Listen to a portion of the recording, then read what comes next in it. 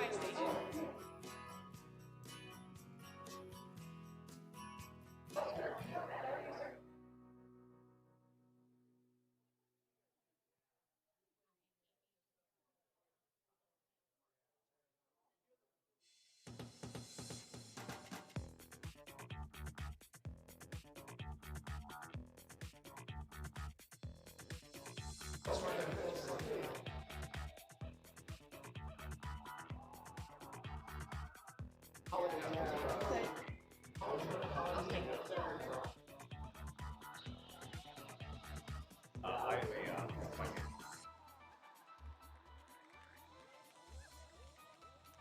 oh, I know.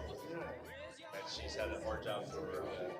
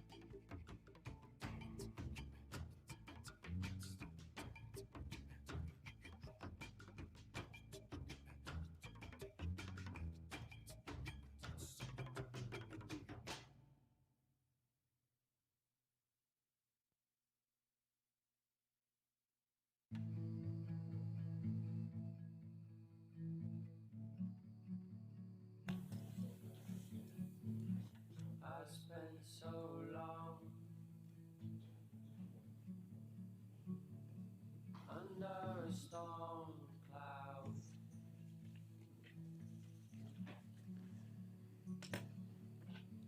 And a glance into your eyes is all that I need to climb to my feet. Good evening. I'd like to call to order the August 8th City Council meeting. And if our clerk could call the roll. Mayor Hartke, Here. Vice Mayor Rowe, Here. Councilmember Stewart, Here. Councilmember McClymans, Here. Councilmember Wong, Yeah. Councilmember Lopez, Here. Councilmember Orlando. Here. We have a quorum. Thank you, City Clerk. So tonight our invocation will be led by Pastor Mike Gowans from Bethel Church. And I'd like to ask Councilmember McClymans if you would lead us in the Pledge of Allegiance. Pastor.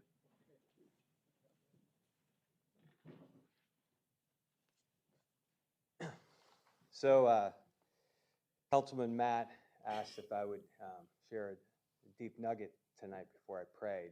So, and I was given no time limit. That's very dangerous to give to a minister, but There's a time limit. yeah, no, but just think of a promise before I pray. In Hebrews 11:6, it says that our God is a rewarder of those who diligently seek him. And without faith, it's impossible to please him. And here you give a moment to honor him, and not just for a token, but to receive the wisdom from God. And so that's going to be my prayer based on the promise of God in the scripture. So, Father, we thank you, God, that you're good and that you love us. Lord, you proved it 2,000 years ago, once and for all, how much you loved us by sending your Son. My prayer tonight, God, is that you would pour out your spirit, the spirit of wisdom, the spirit of understanding, the spirit of counsel and of power. Let the spirit of the fear of God be upon this city, your council men, in Jesus' mighty name. Amen. Thank you, Pastor. Please join me in the Pledge of Allegiance. Allegiance to the flag of the United States of America and to the republic for which it stands, one nation, under God, indivisible, with liberty and justice for all. Thank you, Pastor and Council Member. Council, tonight we've got a consent agenda that we had opportunity to look at on Monday. I know some interesting items, good items, exciting items for us. Airport master plan, an agreement with East Valley cities, making available a relationship to look at and address homelessness together as the East Valley. So Council, what is your pleasure for our consent agenda tonight? I'll make a motion to approve consent agenda items 1 through 50. All right. Is there a second? Second. Second by Councilmember Lopez. Any discussion? All right, Council, please vote.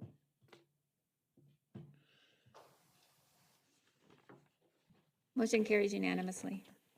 Thank you. Council, we've got a public hearing tonight too on the community needs assessment and the recommended methodology to allocate federal and local funds. I believe the last time that we had a community needs assessment was probably 2006, 2007, so it's apt and due. So we could have a presentation.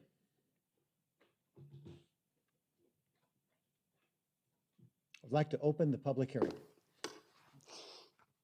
Thank you. Good evening, Mayor and Council. Just organize for a second here.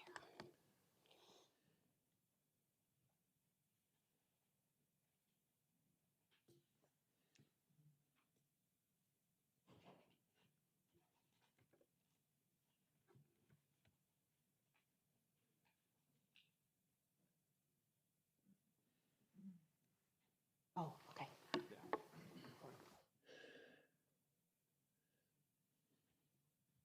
Okay, thank you. Sorry about that. All right, good evening, Mayor and Council. Tonight, I'm pleased to present to you the results of the citywide Community Needs Assessment recently completed by the Neighborhood Resources Department in consultation with Crescendo Consulting Group. Before I jump into the results of the most recent assessment, I'd like to start by providing you some background about why this assessment is so important. In the 1980s, the Chandler City Council created a social services fund to support organizations providing basic needs such as food, clothing, and shelter in our community. In 1994, a portion of a quarter-cent sales tax was enacted to create the Youth Enhancement Program, which supports organizations serving youth in our community. In 2000, the Acts of Kindness, or AOK campaign, was created to provide Chandler residents the opportunity to support families in crisis via a donation on their city water bill. In 2007, the Neighborhood Resources Department conducted a community needs assessment to better understand the human service needs of Chandler residents and to ensure that all of those resources are allocated in alignment with Chandler residents' needs.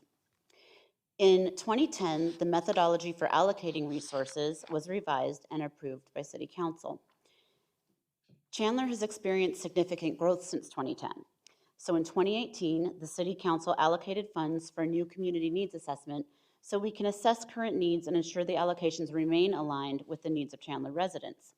The Salvation Army also made a monetary contribution to the assessment.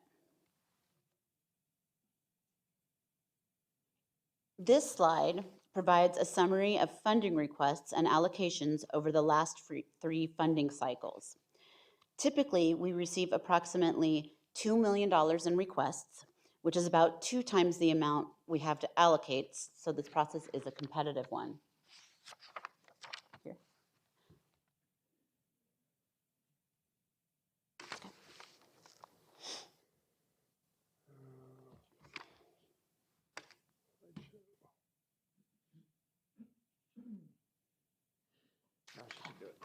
All right.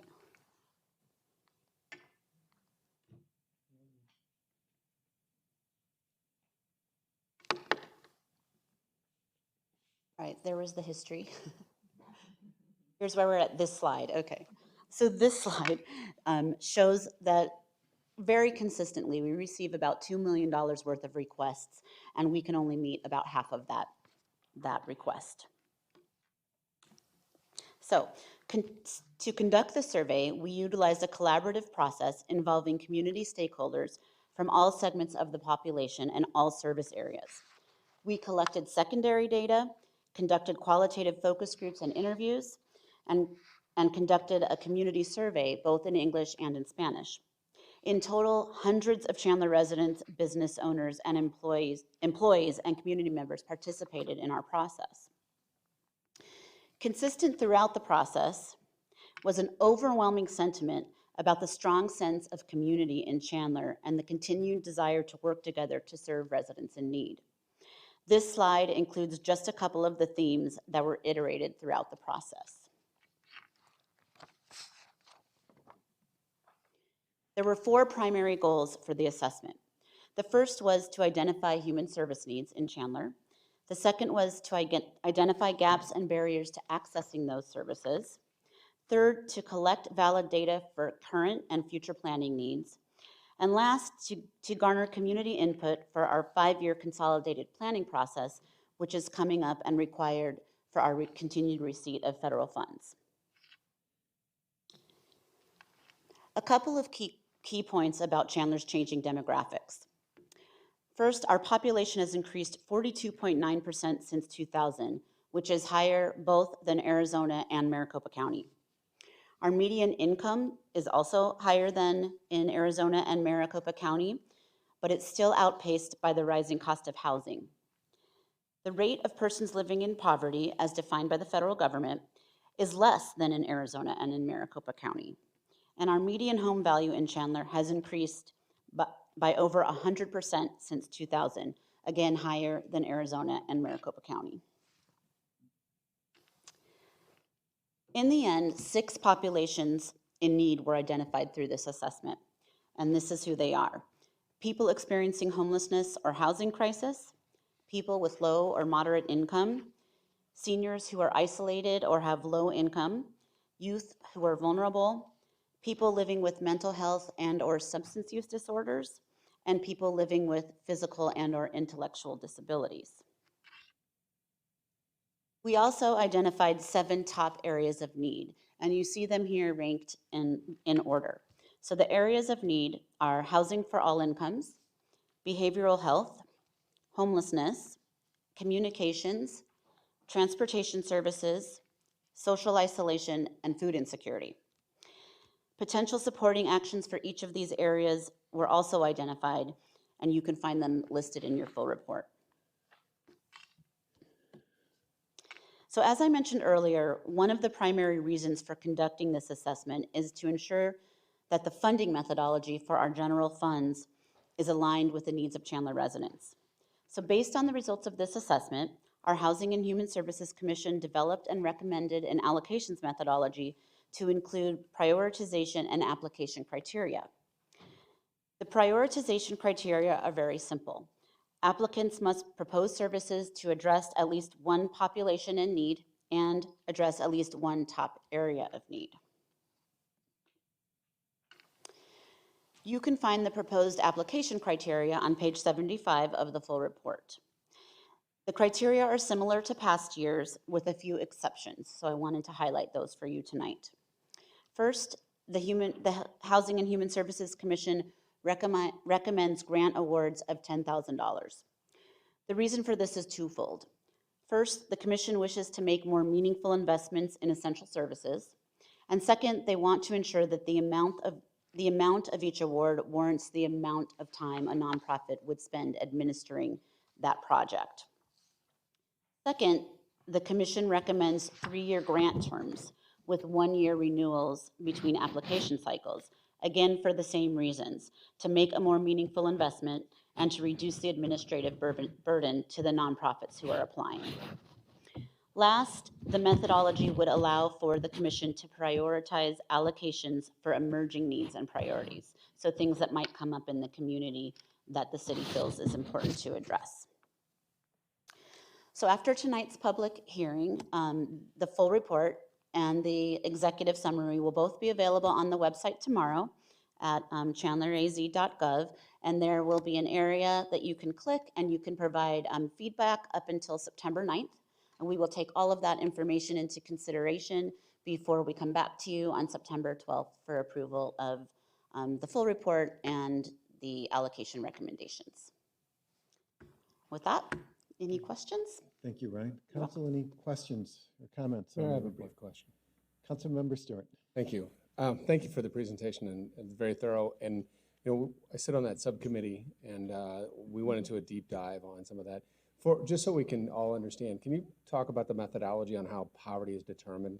So maybe the difference between what poverty is in Paradise Valley versus what it would be here in Chandler? Thank you. Yes, I most certainly can. So I brought that with me. So poverty is determined by the federal government.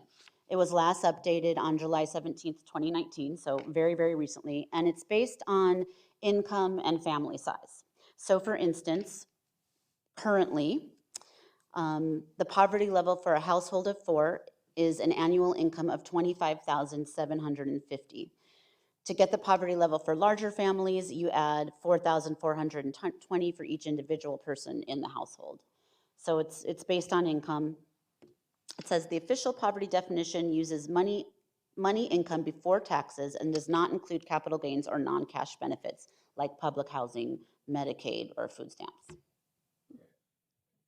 One follow-up. So the poverty line for Chandler would be $25,750. What would that be for a Paradise Valley or say a Beverly Hills? Would that number increase? So, Or would it be lower for Would it be lower for a? no, it wouldn't. It wouldn't.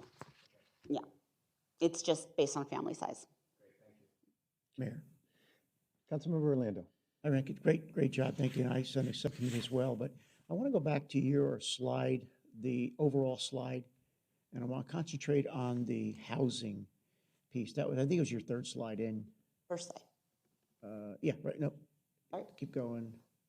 The overall slide about the percentage changes from Arizona and. Yep. Okay, it's a 6th slide in, sorry. It's the first sixth slide. Sixth slide, thank you, I appreciate it, Mayor. This is the one. This is the one, Okay. got it. So we had some discussion on this, a lot of discussion on this, and when we say the living in poverty is 8.2%. Now, in this case, is that the difference between the average housing cost and the 30% someone needs to set aside to provide that housing cost? Or is this truly the $25,000 you're speaking of, 8.2%? So depending on family size again, so I believe that was for a family of 4. It was 20, wasn't it for a family of 4 that I just read? Yeah, right, yes, yes. It would be $25,000 in our market. So 8.2% of the Chandler population is living with that level of income. And we estimated that to be about 40,000 residents, I believe, 40,000 residents, okay. based on the population Right. of 253,448. Okay, so I want to see that slide again. Can you put that back up, staff? Because I want to. Oh, Well, it's showing. Yeah, thank you. So go back to the median house. You made a really interesting statement the other day about, this number is 8.2% is the poverty level, but there's another group of individuals that really can't afford the housing in Chandler because of their income. And I believe that was a 50-something thousand. I can't remember the exact number. That's why I'm asking you. Yeah, I could grab that presentation if you want, but I think you're referring to, You're indicating there's a percentage of the income, the median income, Yes, the area median income. 56,000, and then you have to have at least a threshold 56,000 above that in order to be able to afford the average home in Chandler. Is that what? Am I right, correct? so I believe the statistic we talked about was that a family would have to earn more than 2 times minimum wage to afford a 2-bedroom Right. apartment at median rent here in Chandler. Right. Is that, I'm sorry, go ahead. Mayor, Councilmember Orlando, if I might add, what you saw in here was the poverty levels, but you're right, there is also additionally the area median income. Right. And that number is also what is used, for example, by HUD to determine if a family qualifies for housing and everything. And that is based on a regional level. And so that's what that was referring to too. And Ryan is correct. We were looking at the average cost of an apartment in Chandler at $1,286. In order to be able to afford that, a family needs to be making $50,000. Roughly, yeah, 50,000, yeah, okay. All right, yeah, that's also an interesting statistic, obviously, that just for some reason, and it's not just here, I know there's been several reports in the newspaper over the last couple of weeks about other cities grappling with this issue of working housing, working households, young individuals coming out of college, just can't afford to basically live in Chandler and some parts of the valley. Yes, through the mayor, Councilman Orlando, that's absolutely right. This is a national phenomenon that the wages are not keeping pace with the cost of housing. And you can sort of see that in the last figure here where our home values have risen so much that they just cost more than wages are keeping up with. Okay, Everywhere. all right. Thank you, Mayor. Thank you, staff. Great job. Council, any additional questions or comments? I have one more Councilmember follow-up Stewart. question. I don't know if it would be from your department, Leah, but I'd love to know the impact of short-term rentals. How many investors are snatching up first-time home buys, which is pushing our condominiums and townhomes. It's pushing, rents up everywhere since these are being used for vacations and things like that on weekends versus being first-time home buyers and things like that, being able to move into those. Through the mayor, Councilmember Stewart, that is not a statistic we have looked at, but I'm certainly happy to see what research we can do in that area. And you are correct that we are having a challenge with having landlords accept the Section 8 voucher, for example. Thank you. All right. No additional comments from council. Is there any discussion or comments from the audience? All right, seeing none, we'll close the public hearing. Thank you, Ryan. Welcome. For unscheduled public appearances, we've had one speaker card turned in. Catherine Kroll, can you please come up? Please state your name and address, and then you'll have 3 minutes. When that green light turns yellow, you've got 30 seconds. When it turns red, it's time to wrap up. Okay, Welcome. thank you very much. My name is Catherine Kroll, and I am a bus driver at the Chandler Unified School District. I am not here on behalf of the school district, but I am here as an individual who is very concerned about safety, not only as a bus driver, but in the 80s, I was also a postal employee, and I was an instructor for new employees. So safety in driving is very important to me. Recently, we just moved into our new facility, which is awesome, just off of Ocotillo between Arizona Avenue and McQueen Road. The only trouble with this is that we are in the middle of the stretch of road there that is fairly undeveloped, and we've just added 2,000 or more enterings and exits from Center Point Parkway, which is not got a traffic light. Now, what even exasperates that even further is the fact that there is a traffic light for pedestrians, which is seldom used and is left on green through most of the time. It's seldom used. Probably you'll see it change for the pedestrians crossing Ocotillo on like a weekend day, like a Saturday or Sunday. But during rush hour traffic and Monday through Friday, we are having to enter and exit approximately 600 feet beyond that traffic light. And the traffic that is going east and west, doesn't matter which direction, is seeing that green light and they're going for it. They think it's clear traffic. And now we're adding big yellow buses, 25, 35, 40 feet buses, and the blind spots that these buses create are phenomenally huge. And it's unsafe for us to make left turns. I know that I personally have had to wait 5 minutes at the end of the day at 4 o'clock, 4:30, to be able to even make a left turn. I choose not to do it, so I'm driving a mile and a half just to make a left turn onto Arizona Avenue, which I cannot do safely. This is a dangerous situation, and it needs to be addressed by the council. I would like to see, I have given some statistics that I believe the clerk is going to do, but the fix is, for number one, an immediate fix that we can do is to put signs letting drivers know that there is a new enter and exit for buses or bus entrance. That is a quick interim fix. The second one is possibly have a Chandler police officer there to help direct traffic, to let the buses go out until we can get a permanent solution. Obviously, the best solution and the most cost-effective is going to be moving that traffic light that gives the drivers a false sense of let's go, to move it over to the Center Point Parkway and have that walking and biking traffic be redirected to the traffic light there and at Center Point Parkway.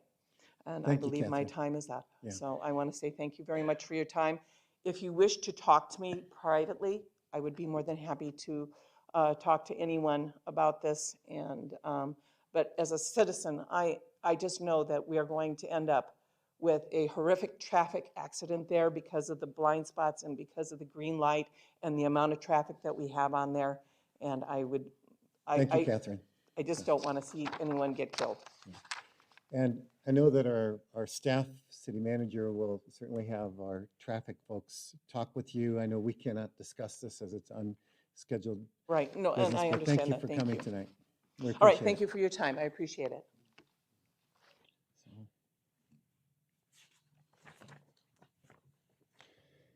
Council, next on our agenda tonight is announcements. I've got a few, and then we'll make our way through. This last week, we launched our 2019-2024 strategic framework. This is going to act as a document for us, our city, future councils, and future directors to help us look at the future of Chandler. We've spent a significant amount of time gathering information from our community, and we believe that this reflects the needs in our community as well. So I want to encourage you to review our strategic policy goals and major areas of the focus outlined in the plan. And you can review this on our city website, chandleraz.gov. We look forward to updating you as we make progress on these initiatives. It isn't just a static document. Secondly, I'd like to talk to you about our Mayor's Neighborhood Excellence Awards. Nominations for the 2019 Mayor's Neighborhood Excellence Awards are now open, and these awards recognize neighborhoods for their dedication to creating community through their involvement in getting Arizona involved in Neighborhoods Are Gained events that bring neighbors together and support public safety. The awards will be presented at the GAIN kickoff event on Saturday, September 21st from 9 until 11, and residents can learn more about GAIN and download the application on our website as well. Thirdly, I had the opportunity, as well as with Councilmember Orlando last night, to meet with citizens at the East Mini Park recap. So we're looking at redoing a park facility at the corner of Hamilton and Erie. And I want to thank the neighborhood for coming out and weighing in on our park designs. Councilmember Orlando, you left a little early. We actually, after you left, we had at one time over 50 youth in attendance there. They all came out, and it was very good to listen to them and to get their input on our parks and what will best serve them. And some of these ideas will probably spill over to Gazelle Park, which is immediately north of there. So I want to commend our community and our youth in particular for coming out. And then lastly, yeah, that was a fun one. His name is Sebastian. His favorite superhero is King Kong, which I didn't know was a superhero. Lastly, I've heard quite a few comments this week of people that have been helped by our city employees. So I just want to give some extra thanks on behalf of our residents and elevate their voice. Whether I've heard comments and positive remarks on the professionalism of our police and fire departments. I received 2 comments and phone calls, emails related to our water department and how helpful they were. In the summertime, when people's water bills go up, they often think that perhaps the city is redoing our water bills, and it can't be right, but at both times we sent out our staff that were extremely helpful. We had someone that really was bringing high praise to someone at our transfer station. The fact that they had a radiator go kaput, and we had someone MacGyver their car to help them get home from our transfer station. And they were extremely pleased at the knowledge and willingness to go the extra mile. And then lastly, even our neighborhood servicers of just praises. So it does, as council, it really makes us feel special because we realize we represent a great city, but really it's a great staff in the city that when people say to us, we really like the way Chandler is being run, they're really not talking about me. They're not talking about us in terms, maybe overall vision, but it's the touch points and the professionalism of our staff at these hard times that really make a big difference. So I just want to share kudos. 2 other kudos. I'm in the kudos section.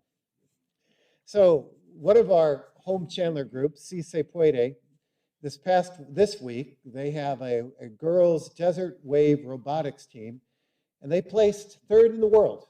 So I want to give a big congratulations to Si Se Puede and taking our Chandler high school girls, who will certainly be top engineers, and this will certainly help their academic career as they continue forward. But that is quite a significant accomplishment, and we'll have them in here later to recognize them.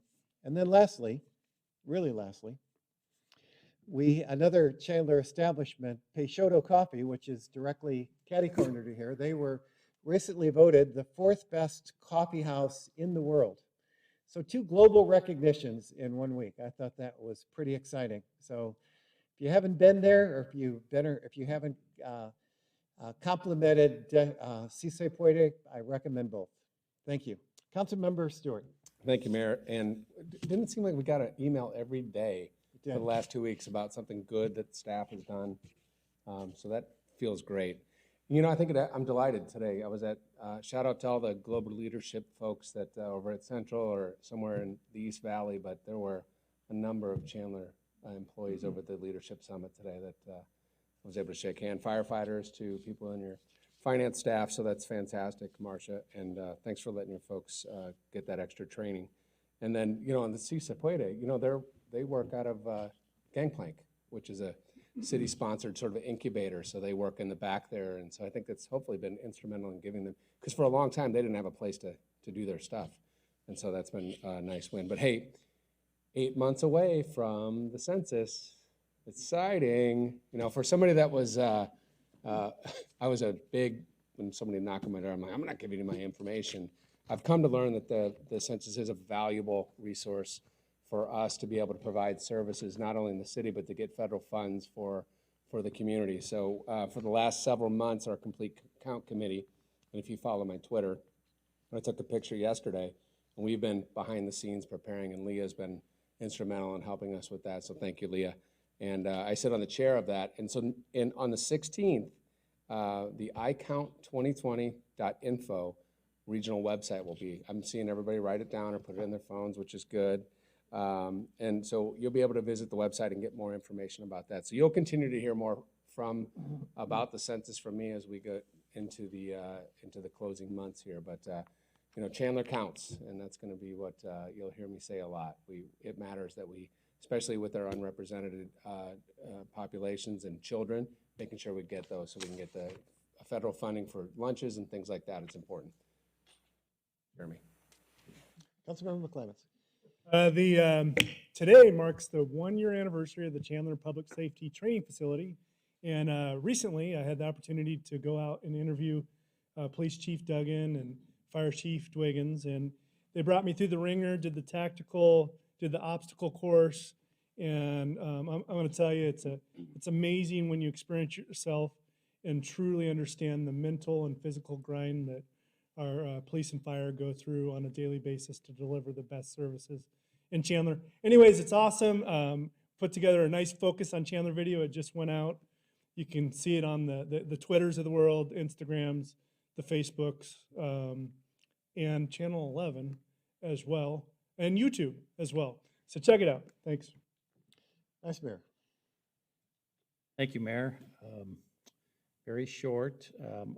I know some communities are already thinking about hanging holiday lighting, but the holidays are a long ways from now, and there is an immediate need at our various food banks and some of these facilities in Chandler. I hope you will consider thinking about folks. This is a hot time of the year, and there are people that really do need you, and that's Ascend, Matthews Crossing, the Salvation Army, and Fans Across America, and those are just a few. Just take a minute and think about when you're shopping and you see some of the prices of food and feel fortunate that maybe you can afford it, but some people can't afford to eat, or they have to choose between an electric bill or feeding their children. So help the food banks if you can. So that's it from me. Thank you. Thank you, Vice Mayor. Good notice. Councilmember Wong. We are still in summer. Just like to remind you that registration for our fall swim lessons and programming already open. Non-resident restriction will open on Friday, August 9 at 10 a.m.